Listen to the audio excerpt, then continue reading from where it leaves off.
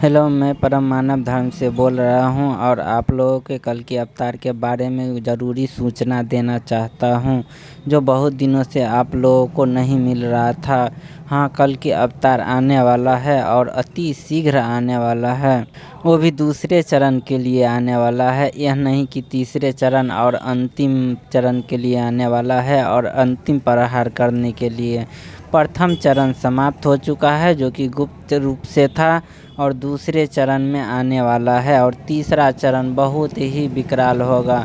फिलहाल दूसरे चरण के लिए आने वाला है, जब दुनिया में बहुत ज़्यादा अशांति होगा, उस समय में दूसरा चरण शुरू होगा और अशांति का माहौल बनने जा रहा है। जब सभी देशों में अस्त व्यस्त की माहौल हो जाएगा। बहुत सारे देशों में तो अस्त व्यस्त की माहौल हो चुका है, अफरा तफरी का माहौल हो चुका है और बहुत सारे देशों में होना बाकी है और अति शीघ्र आने वाला है। यह समय और संकेत जो देख रहे हैं, वह आप लोग कल के अवतार के आने का ही संकेत देख रहे हो।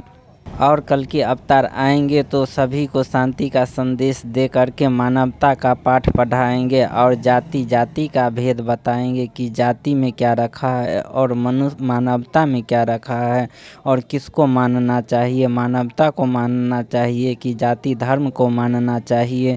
इसी का पाठ पढ़ाने के लिए और शांति का संदेश देने के लिए अति शीघ्र आने वाला है, परंतु 1 महीना से कम में नहीं आने वाला है। उससे ज़्यादा ही समय लग सकता है, लेकिन उससे कम में नहीं आने वाला है। दुनिया में जो आप लोग अस्त व्यस्त का माहौल जो देख रहे हैं, यह कोई सामान्य स्थिति नहीं है। यह दुनिया में जो खाने के लिए कोहराम मचा है, यह कोई सामान्य स्थिति नहीं है। यह कल के अवतार के आने का स्पष्ट संकेत मिल रहा है और बहुत निकट समय आ गया है, कभी भी आ सकता है। इसकी सूचना अवश्य आप लोगों को मिलेगा। जब दूसरा चरण शुरू हो जाएगा, तब आप लोगों को सूचना दे दी जाएगी। आने वाला समय बहुत ही विकराल होगा। ज्यों-ज्यों समय बीतेगा, उतना ही समस्या बढ़ती ही जाएगी। यह समस्या अब कम होने वाला नहीं है। पहले तो एक युद्ध चल रहा था, अब दूसरा युद्ध, और न जाने और बहुत सारा फ्रंट खुल जाएंगे। जो युद्ध चलता ही रहेगा और समाप्त नहीं होगा। समाप्त उसी समय होगा जब कल के अवतार प्रकट होकर के सभी को पाठ पढ़ाएंगे और पापियों को दंड देंगे, उस समय समाप्त होगा।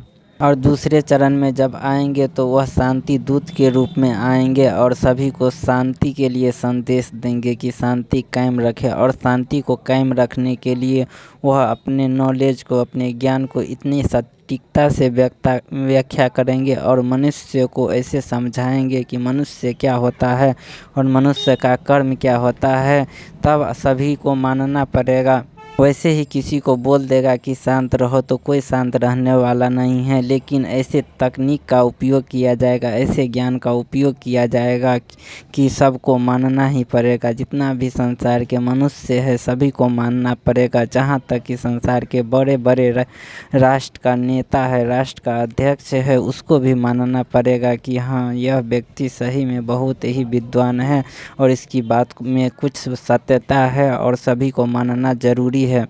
इसके बावजूद भी बहुत सारे व्यक्ति तो रुक जाएंगे, लेकिन बहुत सारे ऐसे व्यक्ति होगा जिस पर युद्ध का धुन सवार होगा, वह रुकने वाला नहीं होगा और मार काट के लिए उतारू होगा और वह अपने प्राण को दे कर के ही वह अंत करेगा। इससे पहले वह मानने वाला नहीं होगा।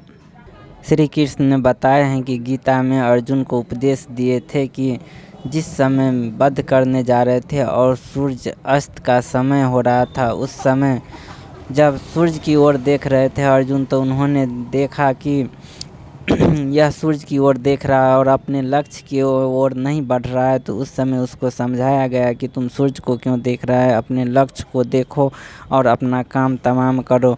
वही काम आप लोगों को भी करना है। यह संकेत को नहीं देखना है कि कल के अवतार का यह संकेत है, स्पष्ट सिग्नल है, कल की अवतार आने वाला है। इसको मत देखना है। देखना है तो आपको अपने लक्ष्य को देखना है कि मुझे क्या करना है। आप लोगों को मैं इतना ही कह के आप लोगों से मैं धन्यवाद चाहता हूँ। धन्यवाद।